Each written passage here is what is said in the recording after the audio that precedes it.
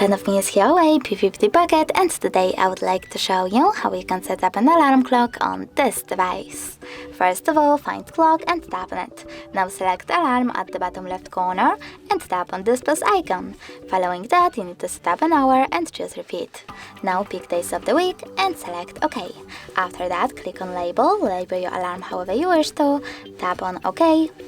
Click on ring duration, pick one of those options, and tap on snooze duration. Over here you need to swipe left or right on the sliders over here to adjust how many minutes your snooze will take and how many times it will repeat.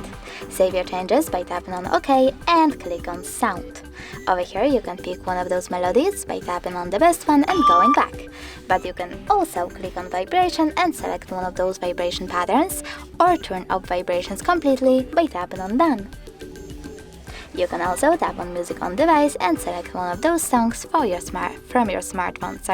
I will go with that one. Then go back and save your alarm by tapping on the top right corner. As you can see, mine was successfully added. You can switch it off completely by tapping on the switcher next to it and turn it back on the same way. If you wish to delete it, you can do that by holding it.